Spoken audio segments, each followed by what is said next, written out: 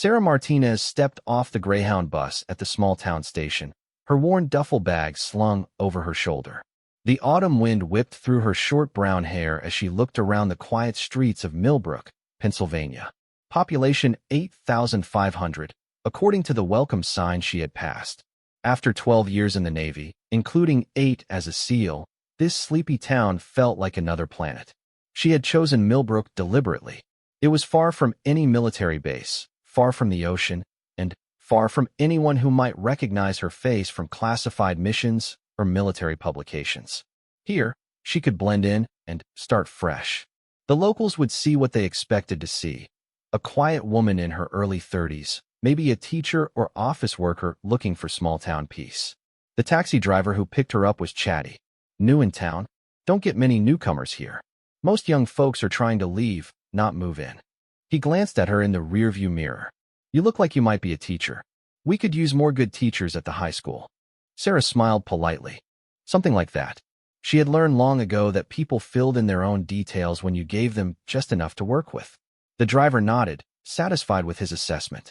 Her rental house sat on Maple Street, a modest 2-bedroom with white siding and blue shutters. The landlord, Mrs. Henderson, was waiting on the front porch.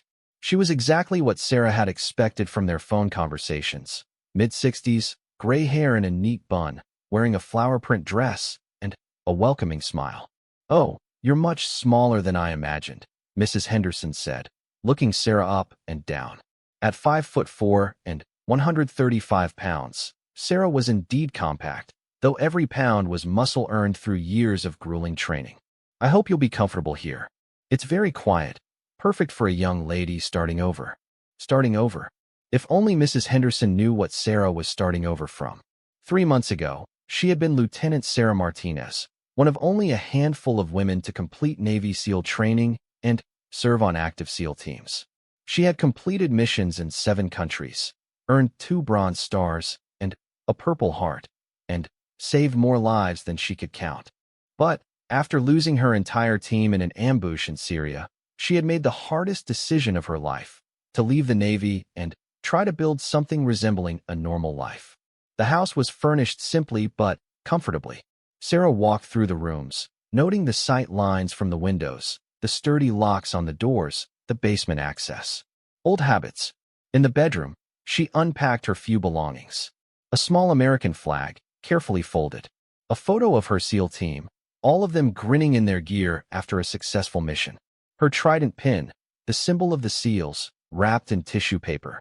These she placed in the bottom drawer of the dresser, under her civilian clothes. The rest of her unpacking took less than an hour. 12 years of military life had taught her to travel light. She had books, mostly technical manuals, and military history. A laptop computer, basic clothes in neutral colors.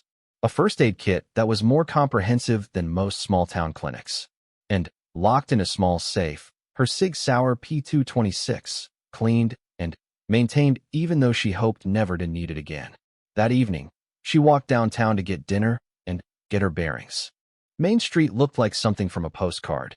Antique shops, a small movie theater, Pete's Diner with red vinyl booths visible through the windows. She chose the diner, sliding into a corner booth where she could see both entrances. The waitress, a woman about her own age with tired eyes and bleached blonde hair, approached with a coffee pot. Her name tag read Linda. "You're new," Linda said, not really a question. "Word travels fast around here."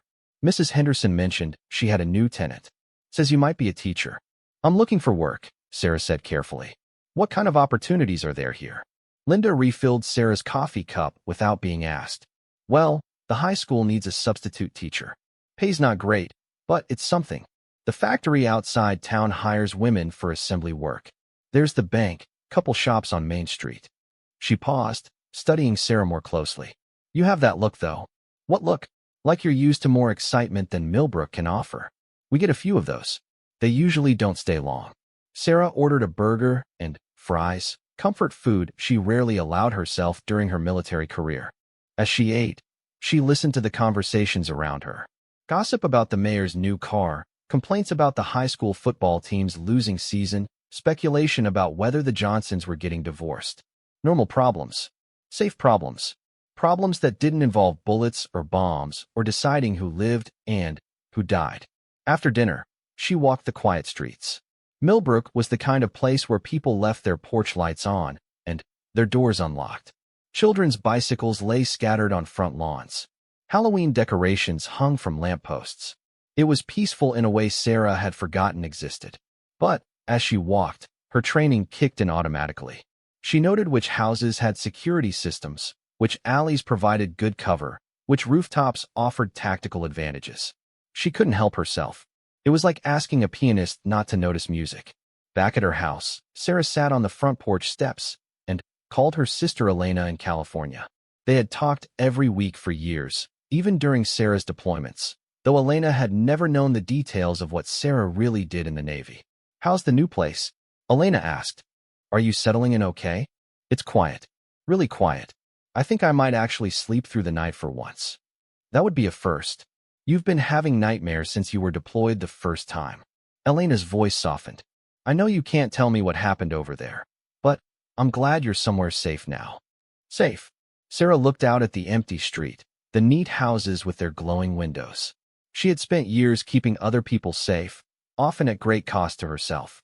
Now she was trying to learn how to simply be safe, how to exist without constantly scanning for threats or calculating tactical responses.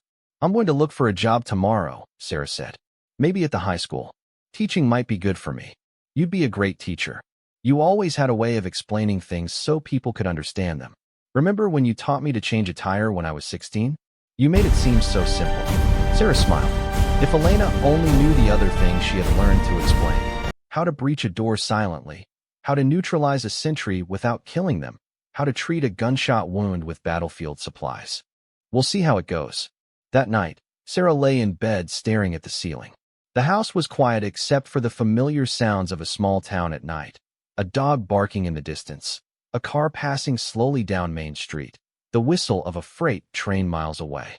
No gunfire, no explosions, no radio chatter coordinating movements or calling for backup. She had thought leaving the Navy would be the hard part. The exit interviews, the debriefings, the psychological evaluations to make sure she wasn't a security risk. The hardest question had been when the psychiatrist asked why she wanted to leave. "I want to see if I can be someone else," she had answered honestly. "For 12 years, I've been a warrior. I want to find out who I am when I'm not fighting." Now, lying in the dark in Millbrook, Pennsylvania, she wondered if that was even possible. Could you really leave behind years of training and experience? Could you choose to be ordinary after you had been extraordinary? Outside her window, she heard footsteps on the sidewalk. Automatically, she counted the pace, estimated the weight of the walker, listened for any deviation that might indicate surveillance or threat assessment. An older man walking his dog, she determined. Probably Mr. Kowalski from 3 houses down, based on the uneven gait that suggested a slight limp. Sarah closed her eyes and forced herself to relax. Tomorrow she would start the process of becoming a civilian. She would apply for ordinary jobs, make small talk with ordinary people, and try to convince them and herself that she was just another woman looking for a fresh start in a small town. She had survived Taliban fighters and Syrian insurgents. She had completed missions that others had deemed impossible. She had kept state secrets and saved American lives. But this might be her biggest challenge yet, learning to be unremarkable. The next morning, Sarah woke at 0530 out of habit, then forced herself to stay in bed until 0700. Civilians didn't wake before dawn unless they had to. She made coffee and toast, read the local newspaper cover to cover, and planned her day like any normal person might. The Millbrook High School was a 3-story brick building that had probably been built in the 1960s. Sarah parked her used Honda Civic in the visitor's lot and walked to the main office. The secretary, a cheerful woman named Mrs. Patterson, looked up from her computer with a welcoming smile. "You must be here about the substitute teaching position. Principal Williams said someone might be stopping by today." "That's right. I'm Sarah Martinez. I just moved to town." Mrs. Patterson handed her a clipboard with forms. "Just fill these out, and Principal Williams will see you shortly. What's your background in education?" Sarah had prepared for this question. "I have a bachelor's degree in international relations and some experience training personnel." Both technically true, though her bachelor's was from the Naval Academy, and her training experience involved teaching elite soldiers how to kill efficiently. Principal Williams turned out to be a harried-looking man in his 50s with thinning hair and coffee stains on his shirt. His office was cluttered with stacks of papers, sports trophies, and photos of students. He looked like he hadn't had a full night's sleep in years. "Miss Martinez, good to meet you. I'll be honest, we're pretty desperate for substitutes. Half our regular subs are over 70, and the other half moved away when their kids graduated. You'd mainly be covering for teachers who are sick or at conferences. Can you handle high school kids?" Sarah thought of managing Navy SEALs with massive egos and hair-trigger tempers. "I think so." "Great. The pay is $80 a day, and you'd be on call. Sometimes we need someone at short notice. The kids can be challenging. This isn't exactly an easy assignment." If he only knew what Sarah considered challenging assignments. "I'm sure I can manage." "Wonderful. Mrs. Patterson will get you set up with the background check and paperwork. You could start as early as next week if everything clears." Walking back to her car, Sarah felt a mixture of relief and apprehension. She had her first civilian job, or the prospect of one. But she wondered how she would handle being in a classroom, responsible for teenagers instead of elite soldiers, dealing with discipline problems instead of life and death situations. That afternoon, she drove around Millbrook, familiarizing herself with the layout. The town was built around the Susquehanna River, with Main Street running parallel to the water. There was an old textile mill that had been converted to antique shops and artist studios. A small park with a playground and walking trails. The police station, a modest building with 3 patrol cars parked outside. She stopped at the grocery store to stock up on supplies. The store was small but well-organized, with handwritten signs advertising local honey and farm-fresh eggs. At the checkout, the teenage cashier made small talk. "You're the new lady on Maple Street, right? My mom mentioned she saw you walking around last night. I'm Jake. I go to the high school. Maybe you'll be my substitute teacher sometime." "Maybe I will." "I'm Sarah." "Cool. Are you married? My mom wants to know if we should be expecting a husband to show up too." Sarah smiled. "No husband. Just me." Jake nodded, processing this information to relay to his mother later. In a small town, being a single woman would mark her as either mysterious or potentially available for matchmaking. She hoped for mysterious. That evening, Sarah walked down to the riverfront park. A few families were there with children on the playground equipment. An older man was fishing from the small pier. Everything was peaceful and normal and completely unlike any environment she had operated in for the past 12 years. She sat on a bench and watched the sun set over the water. Tomorrow she would begin the process of background checks and paperwork that would officially make her a civilian employee. She would start building a new identity as a substitute teacher in a small Pennsylvania town. But tonight, she allowed herself to remember who she had been. She thought about her team: Rodriguez, who could crack any code; Thompson, who never missed a shot; Williams, who could talk his way out of any situation; Jackson, who had saved her life twice. All of them gone now, victims of intelligence that had been wrong and timing that had been off by 30 seconds. She had survived because she had been covering their 6 from a rooftop position. She had watched through her scope as the building they were clearing erupted in flames. She had called for backup, for medical, for extraction. But there had been nothing left to extract except her. The investigation had cleared her of any wrongdoing. The mission had been compromised from the start, intelligence officials concluded. Her team had walked into a trap, and there was nothing she could have done differently. But surviving when your brothers didn't was a burden that no amount of official exoneration could lift. Sarah stood and walked back toward town. Tomorrow she would be a substitute teacher. Tonight she was still saying goodbye to Lieutenant Martinez. In the weeks that followed, Sarah settled into something resembling a routine. She got her first substitute assignment on a Tuesday, covering for an English teacher who had the flu. The students tested her immediately, of course. Teenagers had excellent instincts for detecting weakness and exploiting it. "What makes you think you can handle us?" one smart-mouthed kid named Tyler challenged during her first class. "You look like a librarian." Sarah looked at him calmly. "What makes you think I can't?" There was something in her tone, a quiet authority that the kids recognized even if they couldn't identify it. The classroom settled down, and Sarah spent the day teaching them about persuasive writing techniques. She was surprised to find that she enjoyed it. The students were smart and curious when they weren't trying to cause trouble. Word of her effectiveness spread quickly among the faculty. Principal Williams started calling her more frequently. "The kids respect you," he told her after her third week. "Half our substitutes spend the whole day just trying to maintain order. You actually get them to learn something." Sarah was making a reputation as the substitute who could handle the difficult classes. She didn't know that her reputation was also spreading beyond the school. In a town like Millbrook, everyone talked, and a single woman who could command respect from teenage troublemakers was noteworthy. At Pete's Diner, where she had become a regular, Linda the waitress shared the local perspective. "Everyone's trying to figure you out," Linda said, refilling Sarah's coffee. "You're polite, quiet, keep to yourself. But there's something about you. My Tommy is in the high school, and he says even the tough kids don't mess with you. What's your secret?" Sarah smiled. "Maybe they're just good kids who need someone to believe in them." Linda laughed. "Honey, you've clearly never met some of these kids. But whatever you're doing, keep it up. The teachers are calling you a miracle worker. If only they knew what real miracles looked like." Sarah had seen soldiers perform impossible feats under fire, had witnessed human courage in circumstances that should have broken anyone.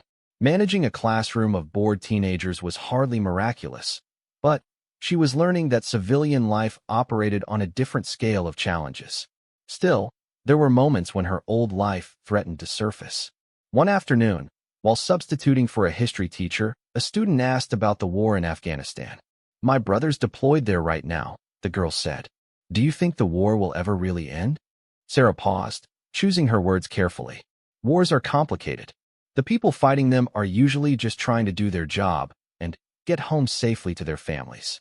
But what's it really like over there? I mean, what do you think it's like for the soldiers? For a moment, Sarah was back in the desert heat, coordinating with local forces, trying to distinguish between civilians and combatants in a place where that distinction could shift in an instant. She remembered the weight of her gear, the constant vigilance, the brotherhood forged in impossible circumstances. "I think," she said slowly, "that they're braver than they probably feel, and they're doing work that most people couldn't imagine. The best thing we can do is support them when they come home." The students seemed satisfied with this answer, but Sarah noticed one boy, Marcus, watching her with thoughtful eyes. After class, he approached her desk. "Miss Martinez, you talk about soldiers like you've known some." "Everyone knows soldiers, Marcus. Maybe not personally, but we all owe them something." He nodded, but she could see he wasn't entirely convinced. Marcus was one of the sharper students, the kind who picked up on details others missed. She would have to be more careful around him. That evening, Sarah sat on her front porch, grading papers by lamplight. It was a peaceful evening, with a cool October breeze and the sound of children playing down the street. Mrs. Henderson appeared from her own house next door, carrying 2 cups of tea. "Thought you might like some company," the older woman said, settling into the chair beside Sarah's. "You work too hard.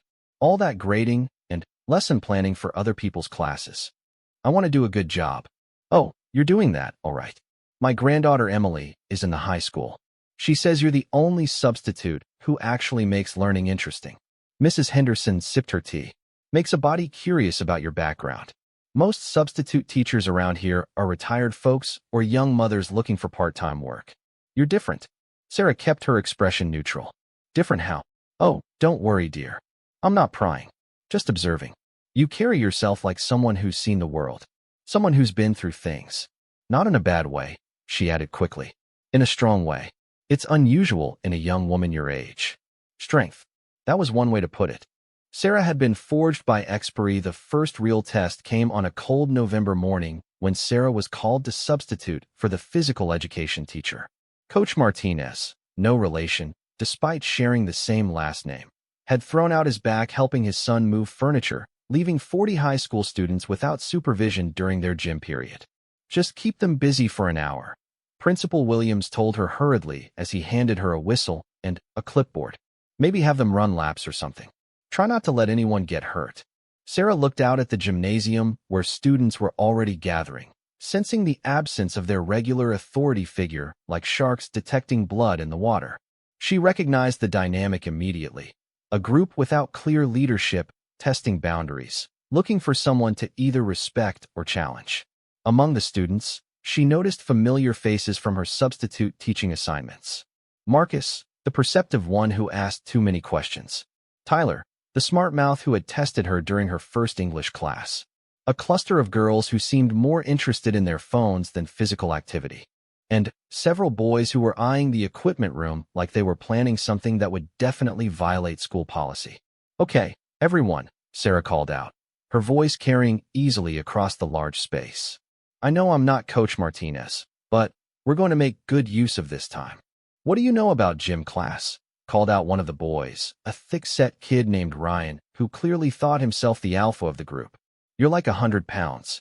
You probably can't even do a push-up." Several students snickered.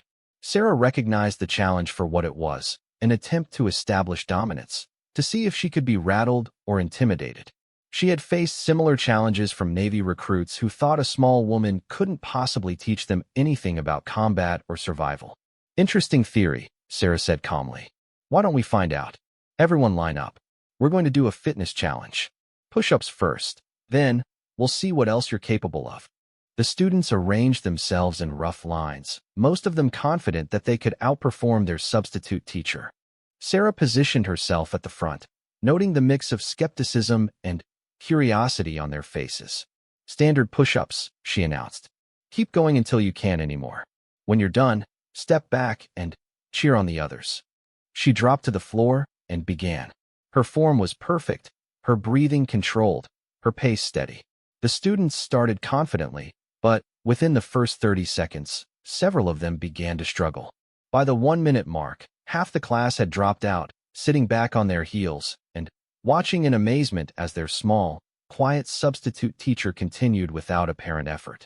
47, 48, 49, Marcus counted aloud, his voice filled with disbelief. At 60 push-ups, only 3 students remained. Ryan, who was clearly struggling but determined not to quit before his teacher did. Marcus, who was lean and athletic despite his scholarly demeanor.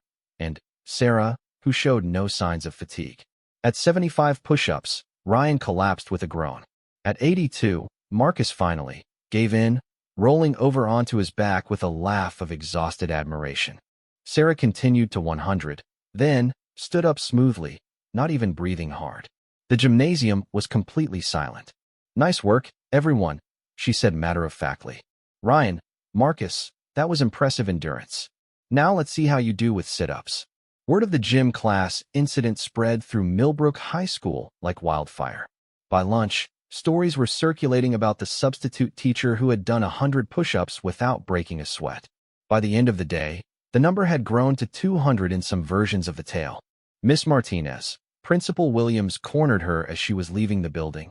"I've been getting interesting reports about gym class today. I hope no one was injured." "Quite the opposite. I've had 3 different teachers tell me their students were talking about fitness and personal challenges all afternoon." "What exactly happened in there?" Sarah considered her response carefully. The students needed to understand that physical fitness is about personal discipline and mental strength, not just about showing off. "I demonstrated that anyone can exceed their perceived limitations with proper training and mindset." Principal Williams studied her for a moment. "Anyone can do 100 push-ups? Anyone can surprise themselves with what they're capable of when they stop making excuses and start taking action."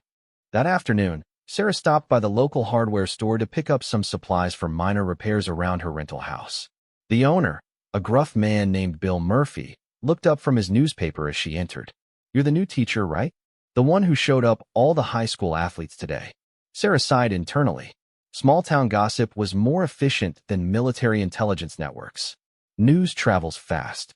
Bill chuckled. "Faster than you'd think.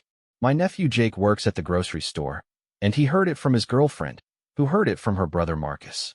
Says you did more push-ups than the whole football team combined." Students tend to exaggerate. Maybe so, but Marcus is a good kid, not prone to making things up. He was pretty impressed. Bill leaned against the counter. "So where'd a little thing like you learn to do that kind of physical training? You some kind of former athlete." This was the danger of standing out, Sarah realized. In her military career, blending in with her unit had been crucial for both effectiveness and survival. Here, she was trying to blend in with civilians, but her training kept surfacing in ways that drew attention. I've always believed in staying in shape, she said neutrally, gathering her supplies. It's good for your health. Bill nodded, but she could see he wasn't entirely satisfied with the answer. Well, if you ever want to join our local running group, we meet Tuesday and Thursday mornings at the park. Of course, you'd probably leave us all in the dust. That evening, Sarah sat in her kitchen eating a simple dinner and reviewing the day's events. She had made a tactical error. In trying to establish authority with the students, she had revealed capabilities that raised questions. In a small town, questions led to conversations, conversations led to speculation, and speculation could eventually lead to investigation. Her phone rang. Elena. Hey, how's small town life treating you? It's an adjustment, Sarah said. Today I substituted for a gym teacher. Elena laughed. Let me guess, the kids thought they could walk all over you, and you had to show them otherwise. Something like that. I remember when you came home on leave that one time, and you arm wrestled Danny Kowalski at the neighborhood barbecue. He was this big construction worker who thought he was so tough, and you put his arm down like he was a child. He couldn't stop talking about it for weeks. Sarah winced at the memory. That had been during her 3rd year as a SEAL, when she was still young enough to take challenges personally instead of strategically. She had learned better since then, but apparently not well enough to avoid making waves in Millbrook. Elena, when people ask what I did in the Navy, what do you tell them? I say you were in logistics or administration or something. Why? Are people asking questions? Small town curiosity. I just want to make sure our stories match up if anyone ever calls you. Elena was quiet for a moment. Sarah, you've never told me exactly what you did over there, but I'm not stupid. Logistics specialists don't come home with scars and nightmares. They don't jump every time a car backfires. They don't know how to disarm someone twice their size in about 3 seconds. Elena, I'm not asking for details. I know you can't or won't tell me, and I respect that. But whatever you did, it made you into someone who can't quite turn off the warrior switch. Maybe that's not such a bad thing, even in a small town. After the phone call, Sarah walked through her house, checking locks and sight lines in her nightly routine. Elena was right about one thing. She couldn't turn off the warrior switch. The question was whether she could learn to control it well enough to maintain her civilian cover. The next day brought a new challenge. Principal Williams called her at 7 in the morning with an urgent request. Miss Martinez, I need a huge favor. Our driver's education instructor just called in sick, and we have a group of students scheduled for road tests with the state examiner today. I know it's not your usual subject area, but would you be willing to supervise? You just need to ride along and make sure the students follow proper procedures. Driver's education. Sarah had learned to drive everything from motorcycles to armored personnel carriers, often under combat conditions and extreme stress. Supervising teenage drivers in a small Pennsylvania town should be manageable. Of course, what time do I need to be there? The state examiner turned out to be a no-nonsense woman named Carol Brennan, who had been testing teenage drivers for 15 years. She looked Sarah over with the practiced eye of someone who had seen every type of nervous parent, overprotective guardian, and incompetent instructor. You ever done this before? Carol asked bluntly. Not officially, but I have experience with vehicle operation and safety protocols. Good enough. These kids are usually more nervous about the adult in the car than they are about the test. Just keep calm and don't interfere unless there's actual danger. The first student was Jennifer Walsh, a quiet girl who had been in several of Sarah's substitute classes. Jennifer was clearly nervous, her hands shaking slightly as she adjusted the mirrors and seat position. Take your time, Sarah said from the passenger seat. Remember your training, trust your preparation, and focus on one task at a time. Jennifer nodded, taking a deep breath. As they pulled out of the school parking lot, Sarah noticed the girl's tension beginning to ease. Her voice was calm and encouraging without being condescending, and she provided gentle guidance when needed. Turn left at the next intersection, Carol instructed from the back seat. As Jennifer signaled and began the turn, a pickup truck ran the red light from the opposite direction, heading directly toward them. Time slowed for Sarah as her training kicked in. She assessed the situation instantly, the truck's speed and trajectory, Jennifer's reaction time, the available escape routes. Hard right, now, Sarah said firmly, her voice cutting through Jennifer's panic. Jennifer responded instinctively to the authority in Sarah's tone, yanking the wheel to the right, just as the pickup truck roared through the intersection where they would have been. The student driver pulled over to the side of the road, her whole body shaking. That was perfect, Sarah told her, her voice now gentle again. You followed instructions immediately and kept control of the vehicle. That's exactly what a good driver does in an emergency. From the back seat, Carol was staring at Sarah with new interest. That was some quick thinking. Most people would have just screamed or grabbed the wheel. Emergency situations require clear communication and decisive action, Sarah replied, checking on Jennifer, who was beginning to recover from the shock. Are you some kind of driving instructor? I've had training in emergency vehicle operations. Carol nodded slowly. Well, Jennifer, you just passed the most important test there is. Let's head back and finish up the regular exam. After what you just handled, parallel parking should be easy. By the time they returned to the school, word of the incident had somehow already spread. Principal Williams was waiting in the parking lot with a concerned expression. Everyone okay? I heard there was almost an accident. Miss Martinez saved our lives, Jennifer said, still a bit shaky but proud of how she had handled the crisis. She knew exactly what to do. Emergency vehicle training, Sarah explained to Principal Williams, using the same vague phrase she had given Carol. But she could see the wheels turning in his mind. First the push-ups, now crisis management under pressure. The picture he was forming of his substitute teacher was becoming increasingly detailed and increasingly curious. That afternoon, Sarah found herself called to the principal's office. Principal Williams gestured for her to sit down, then closed the door behind her. Miss Martinez, we need to talk. Sarah kept her expression neutral. Is there a problem with my performance? Quite the opposite. You've been here less than 2 months, and you've already become our most requested substitute. The students respect you, the faculty trusts you, and apparently you have emergency response training that saved a student's life today. I'm just trying to do my job. That's exactly what I want to discuss. I've been thinking about offering you a full-time position. Our chemistry teacher is retiring at the end of this semester, and, frankly, you seem capable of handling any subject we throw at you.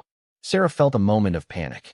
A full-time position would mean more scrutiny, more background checks, more opportunities for her military past to surface. But it would also mean stability, genuine integration into the community, and the chance to build something lasting. That's very generous. But I should mention that my background is not in chemistry specifically. Given what I've seen of your capabilities, I suspect you could master chemistry in about a week.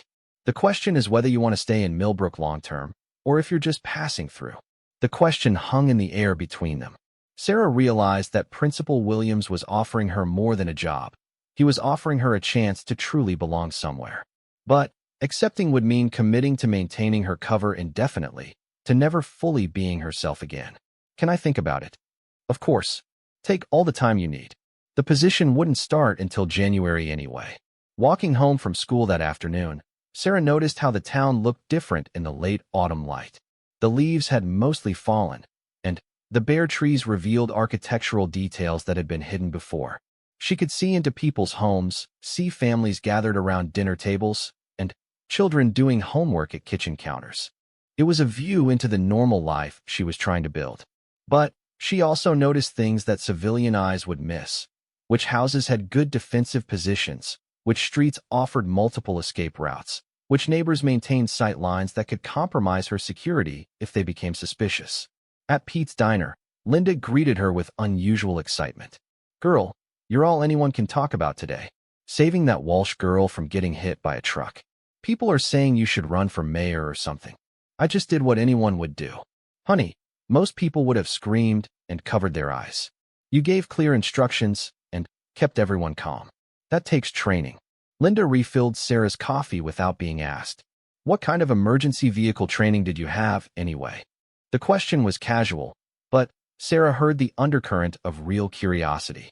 The whole town was starting to wonder about her background, and her attempts to deflect questions were only making her more interesting. Basic safety protocols, she said vaguely. Uh-huh. And where'd you learn those basic safety protocols? Previous employment. Linda laughed. You are determined to keep your secrets, aren't you? Well, that's your right, I suppose. But, in a town this size, people are going to keep guessing until they figure it out.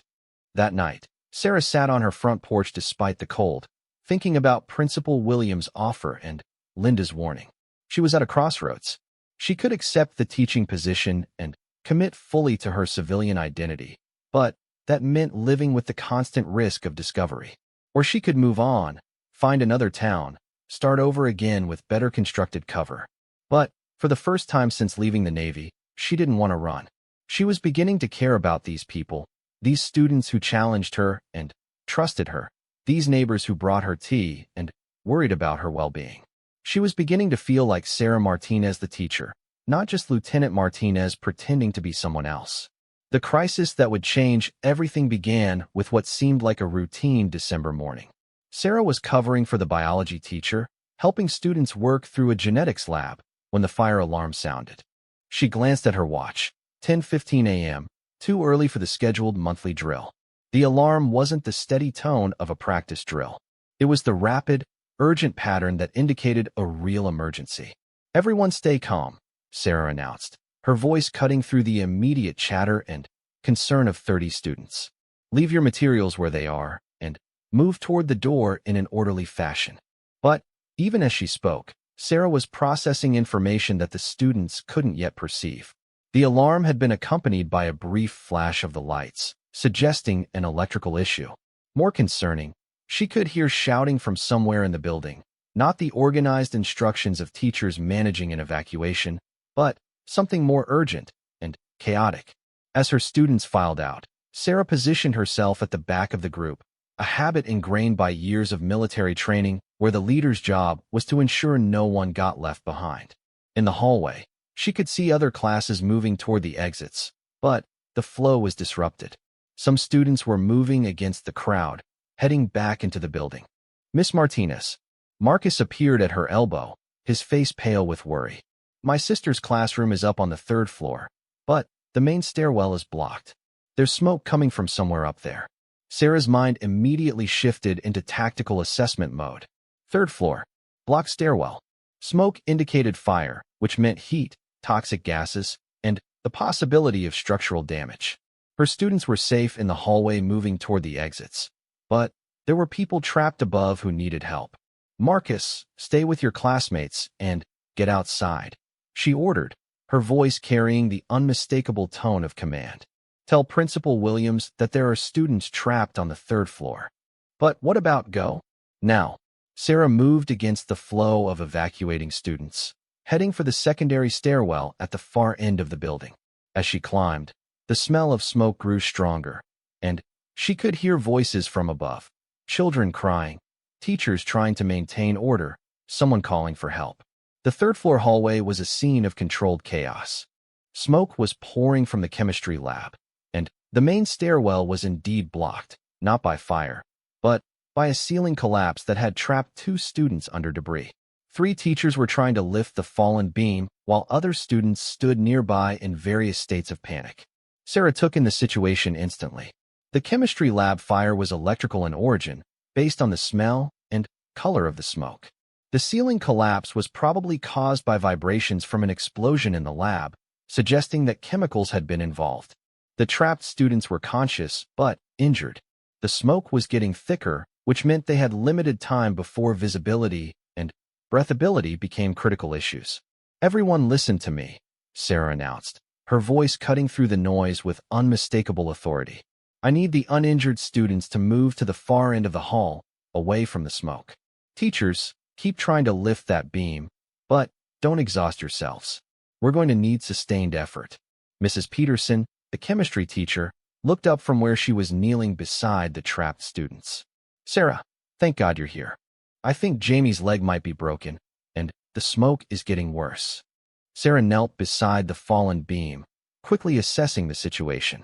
The beam was heavy but manageable with proper leverage and coordination. More importantly, she could see that while the students were trapped, they weren't in immediate danger of further collapse. The beam had landed against another structural element, creating a stable but uncomfortable prison. "Jamie, can you hear me?" Sarah spoke to the trapped girl, noting that her responses were clear and coherent, suggesting no head trauma.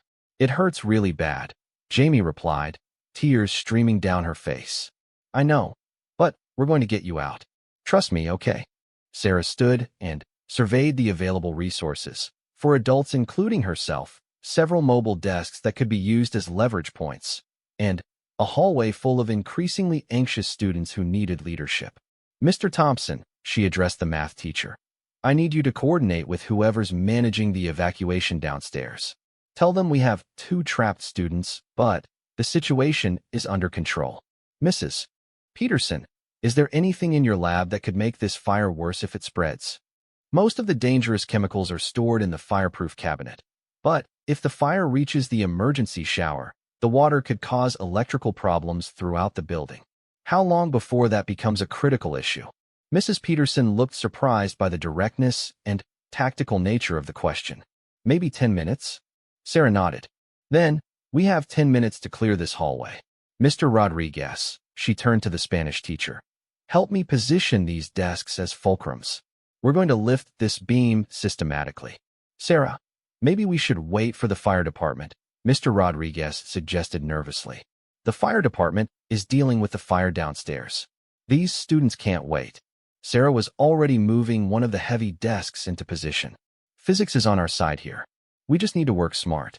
What the other teachers didn't know was that Sarah had extensive training in both structural assessment and emergency extraction. She had pulled teammates out of collapsed buildings, improvised rescue operations in hostile territory, and coordinated complex evacuations under fire.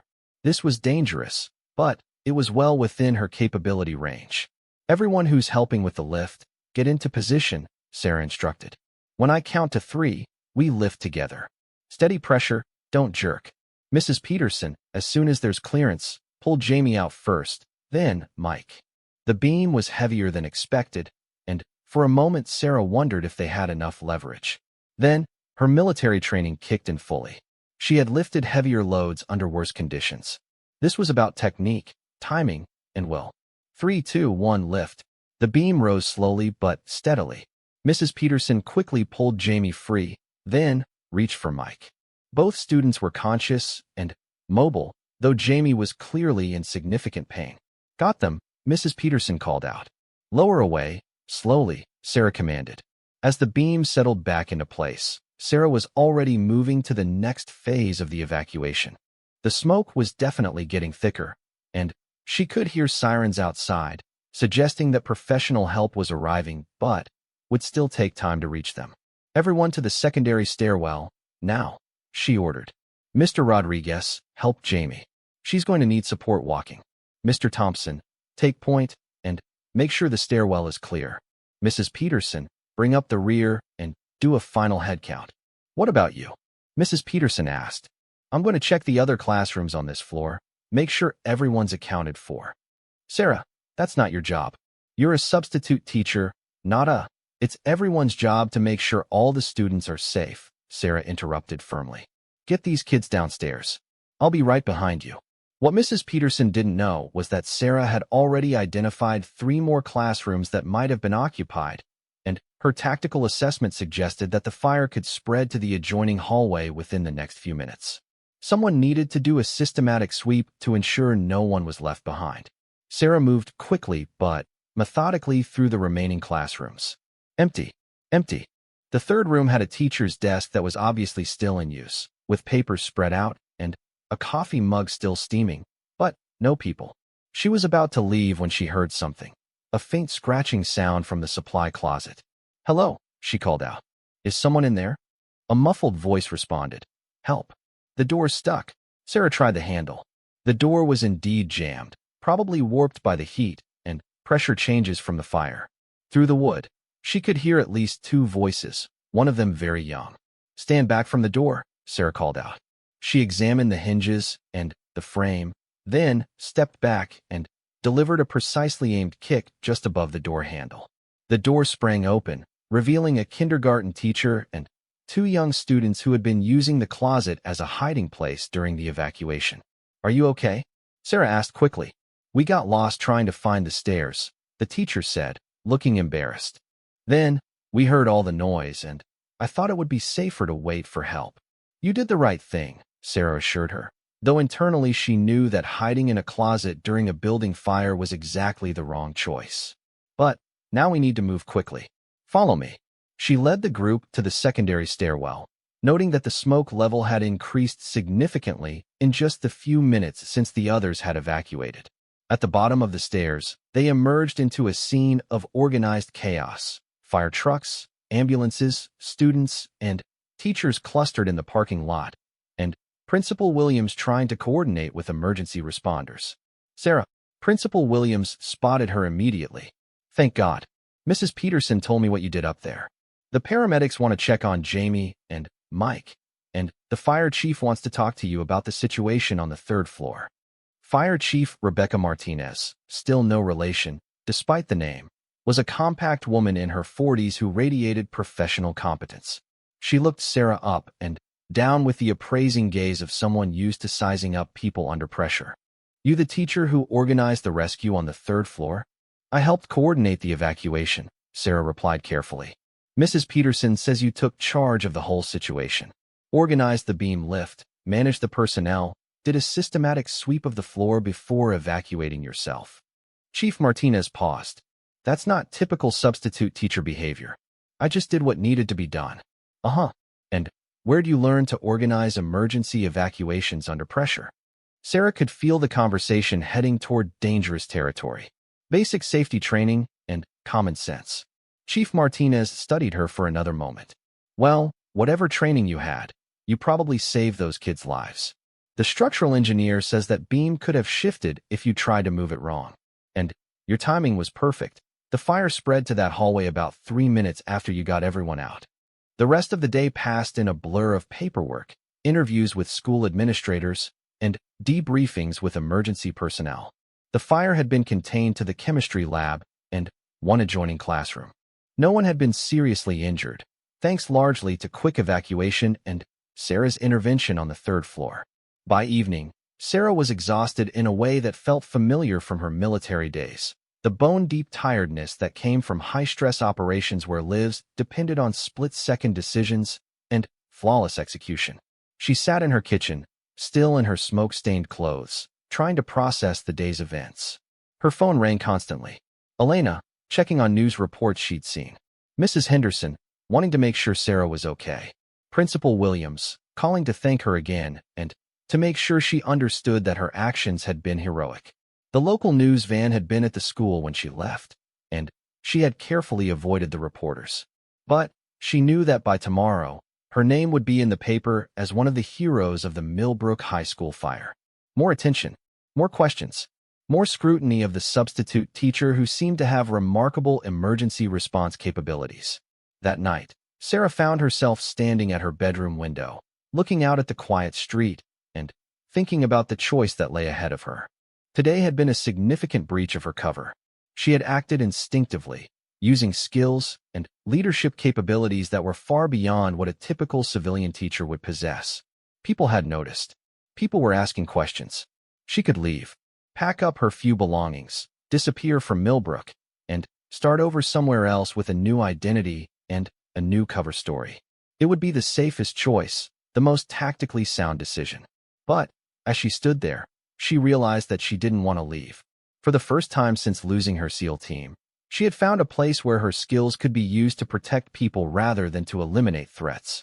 She had found a community that valued her contributions, students who looked up to her, colleagues who trusted her judgment.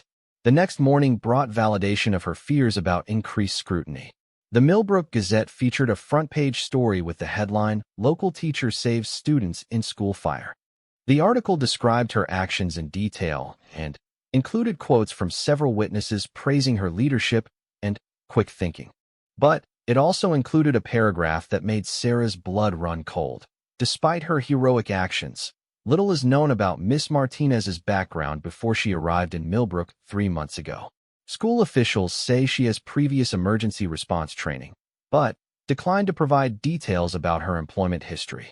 The reporter had tried to dig into her background and had found the carefully constructed gaps that Sarah had hoped would go unnoticed.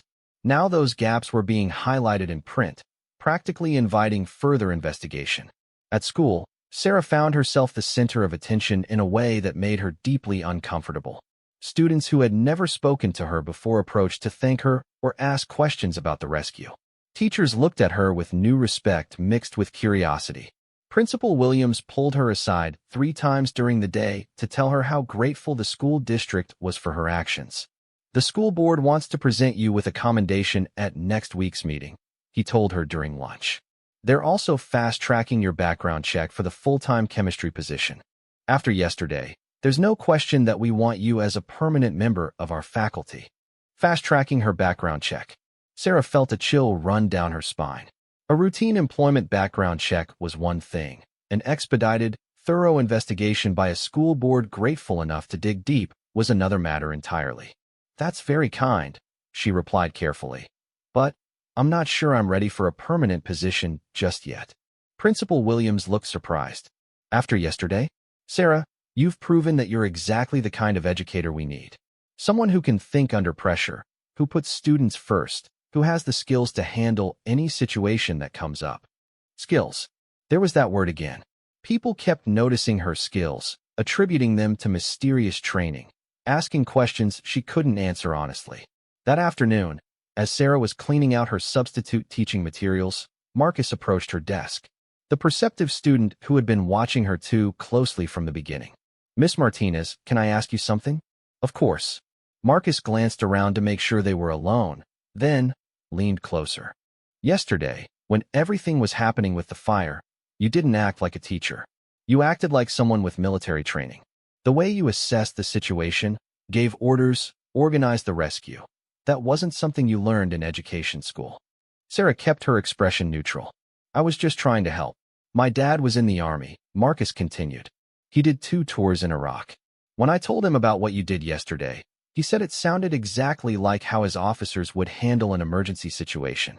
Clear commands, tactical thinking, putting mission accomplishment above personal safety." This was the moment Sarah had been dreading since she arrived in Millbrook. A direct confrontation with someone who had enough knowledge to see through her cover story. "Marcus, I appreciate your interest, but I'm not trying to cause trouble," Marcus interrupted. "I just want to know if my guess is right. Were you in the military? Is that where you learned to be so calm under pressure?" Sarah looked at this earnest young man who was asking for truth in a world where she could only offer carefully constructed lies. Marcus was smart, observant, and genuinely curious about serving his country. He deserved honesty, but honesty could destroy everything she had built in Millbrook. "Marcus, there are some things about people's backgrounds that are private, even in a small town.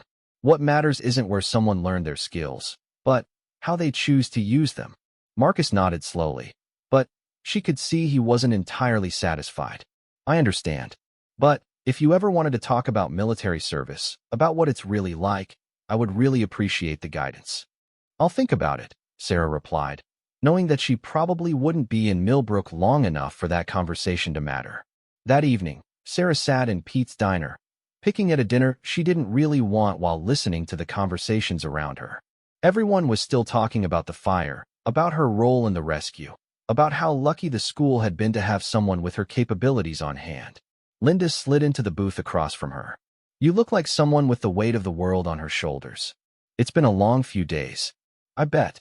Everyone's calling you a hero, but you don't look much like someone enjoying their 15 minutes of fame." Sarah managed a weak smile. "I'm not really comfortable being the center of attention." "Yeah, I've noticed that about you. Most people would be milking this for all it's worth.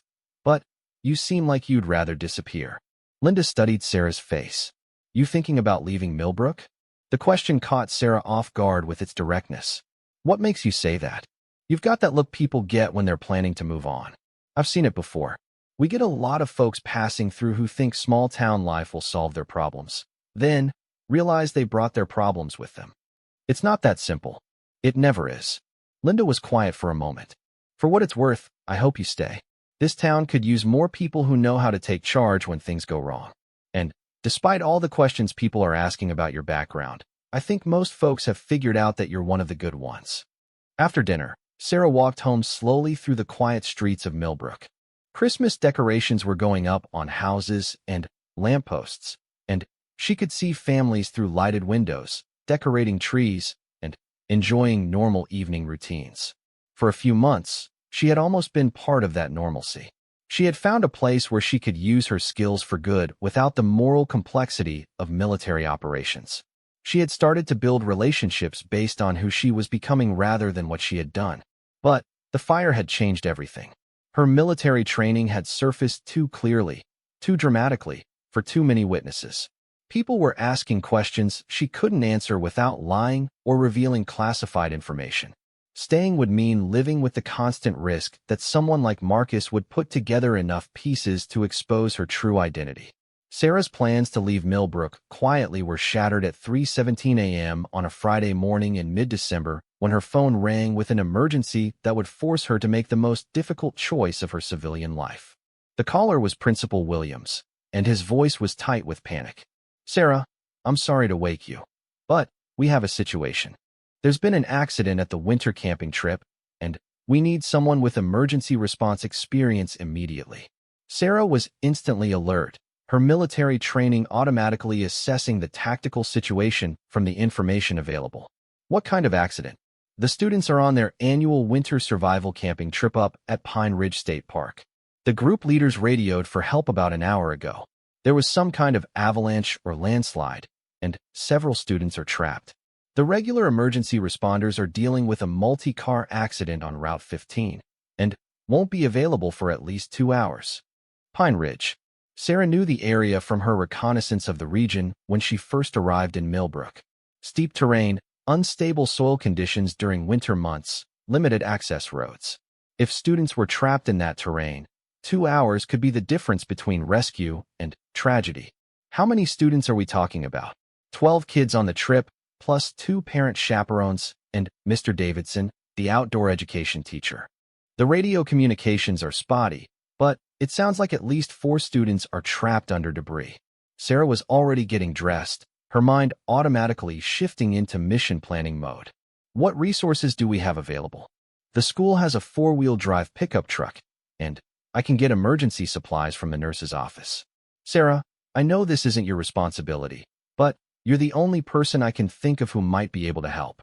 Your actions during the fire showed that you can handle emergency situations. The choice was stark and immediate.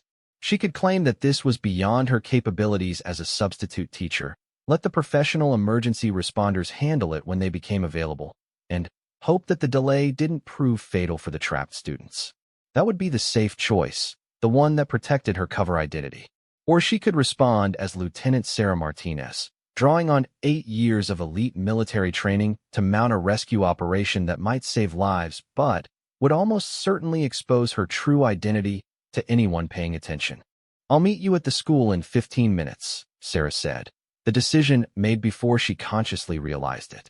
She dressed quickly in hiking boots, winter gear, and clothes that would allow full range of movement in rough terrain.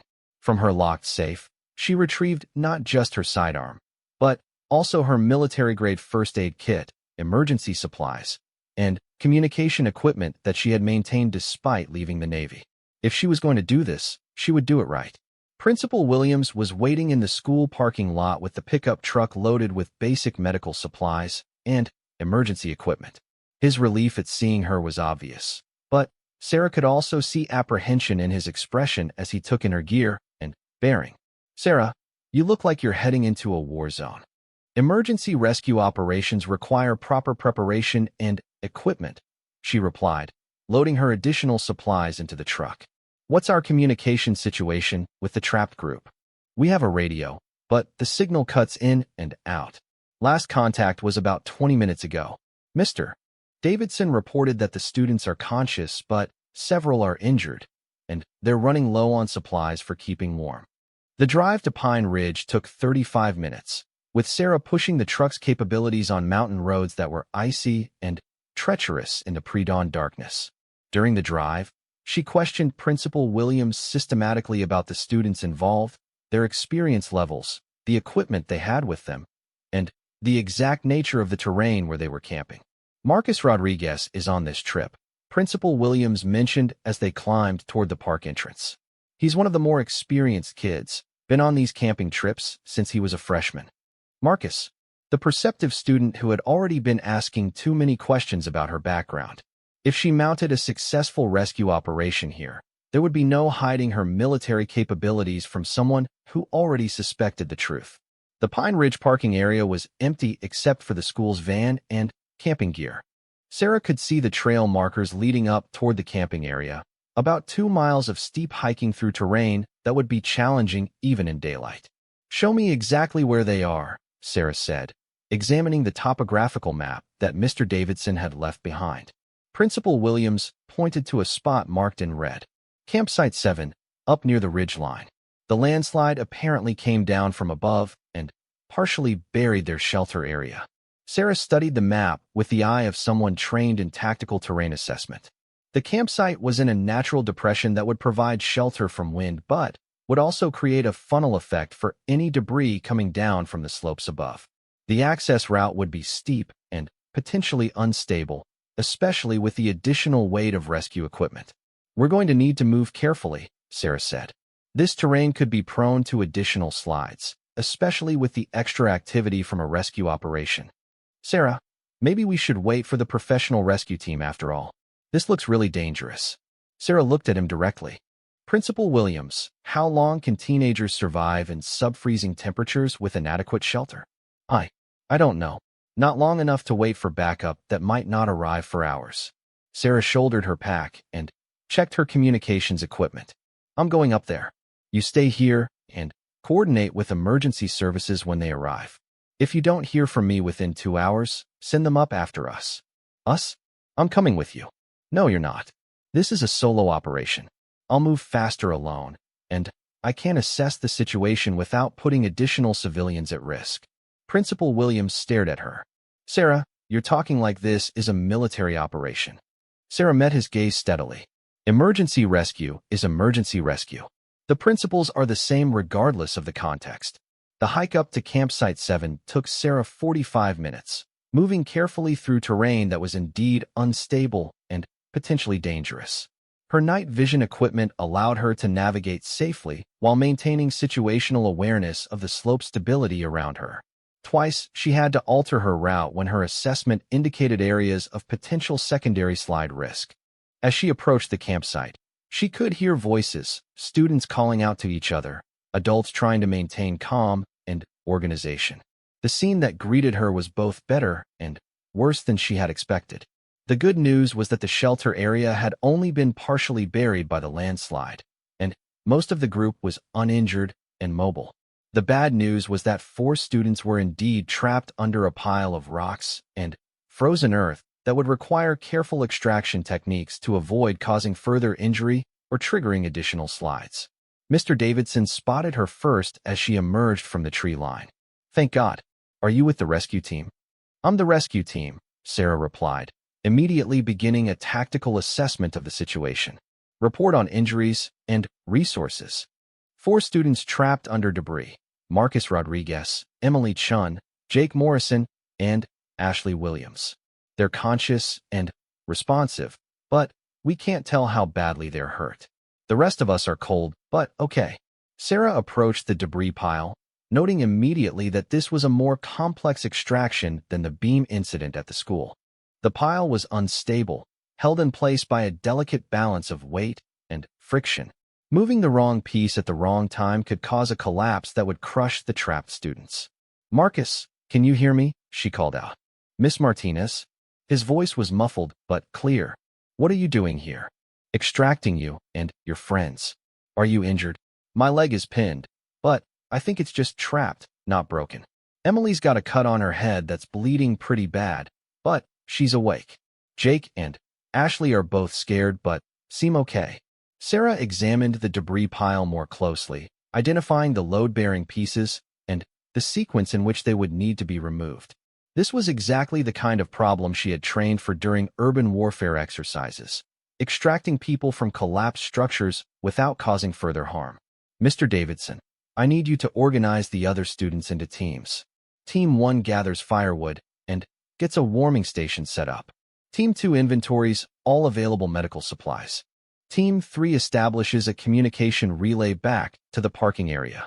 "Sarah, I appreciate your help, but maybe we should wait for the trap students are showing early signs of hypothermia, and one has a head wound that needs immediate attention, Sarah interrupted. We don't have time to wait for backup. She was already unloading specialized equipment from her pack, leveraging tools, stabilization devices, medical supplies that went far beyond basic first aid. Mr. Davidson watched with growing amazement and concern as she laid out gear that clearly hadn't come from any standard emergency kit. Where did you get all this equipment? Emergency preparedness, Sarah replied tersely, beginning to calculate load vectors and extraction sequences. The rescue operation took 3 hours of careful, methodical work.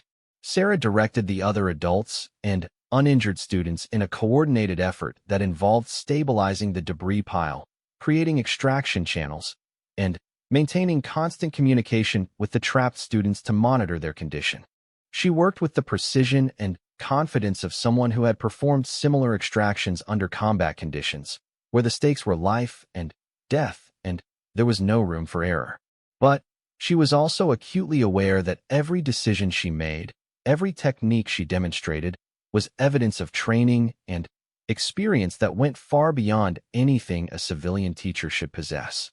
When they finally extracted Emily Chun, the last of the trapped students, Sarah immediately began treating her head wound with techniques that were definitely not part of standard first aid certification. She cleaned and sutured the wound with medical supplies and skills that belonged to battlefield medicine, not civilian emergency response. Sarah, Mr. Davidson said quietly, where did you learn to do that? Medical training, she replied, not looking up from her work. What kind of medical training? Sarah finished the suture and applied a proper field dressing before answering. The kind that teaches you to treat trauma injuries under pressure. By the time the professional rescue team arrived, led by Fire Chief Martinez, the immediate emergency was over. All 4 trapped students had been extracted and treated. The group was organized around a warming station with hot drinks and proper medical monitoring.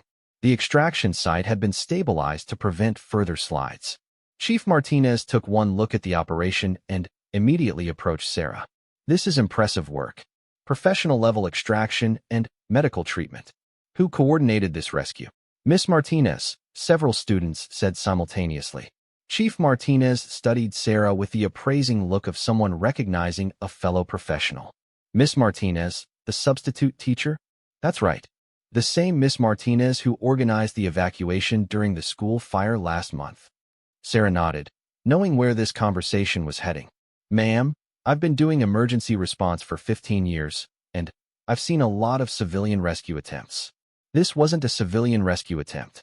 This was a military standard extraction operation, complete with proper medical treatment, communications protocols, and risk assessment procedures.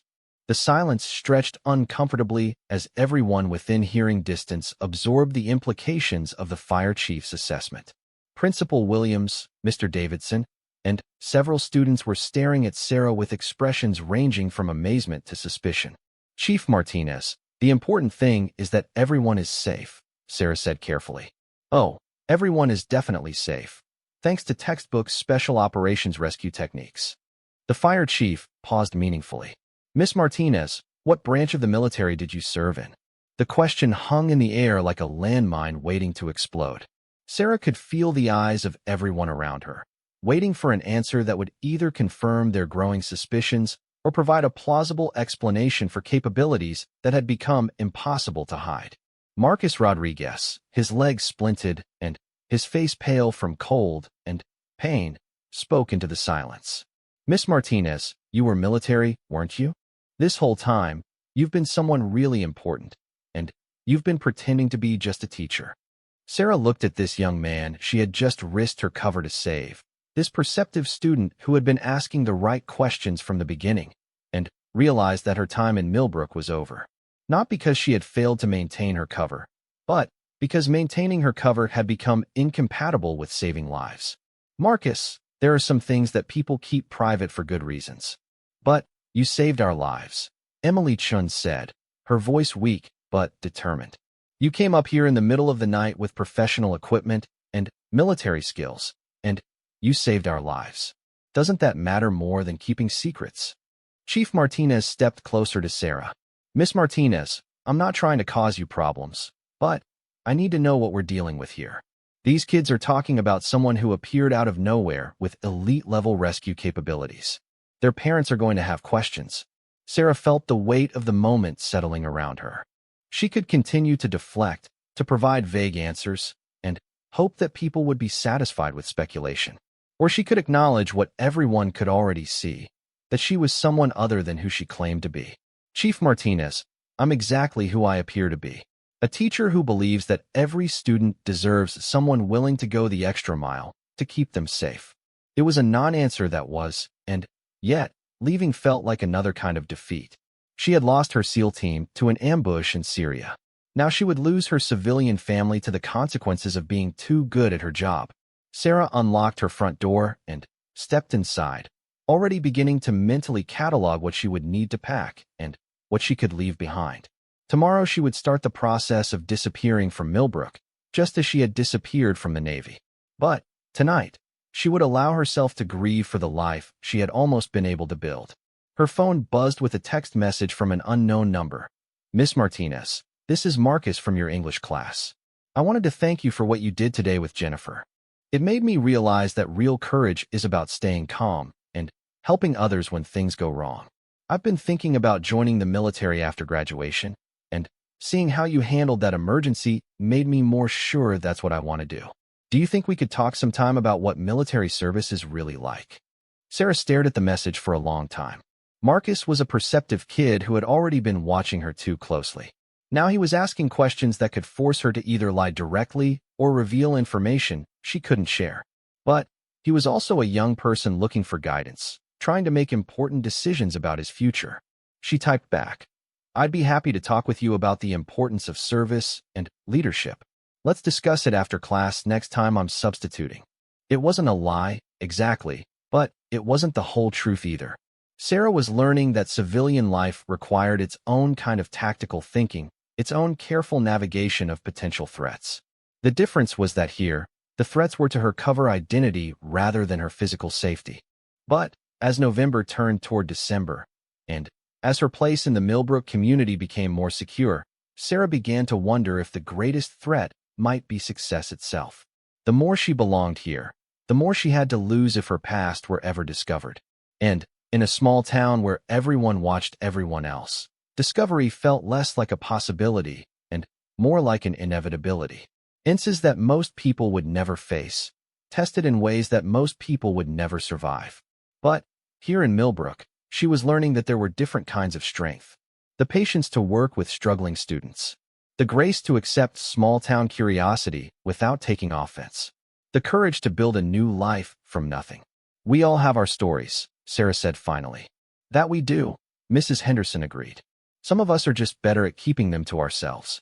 As October turned to November, Sarah found herself settling into Millbrook in ways she hadn't expected. She had favorite tables at Pete's Diner, knew the names of the grocery store clerks, had learned which students responded to humor, and which needed firm boundaries. She was becoming part of the community, though she remained careful to maintain her cover. But, late at night, alone in her house, she sometimes found herself standing at the window, scanning the street for threats that weren't there. Sometimes she woke from dreams of gunfire and smoke, reaching for weapons she no longer carried. Sometimes she caught herself calculating tactical approaches to simple situations, like how many exits the grocery store had or which positions in the diner offered the best defensive coverage. Sarah Martinez was learning to be a civilian, but Lieutenant Martinez was proving harder to leave behind than she had hoped.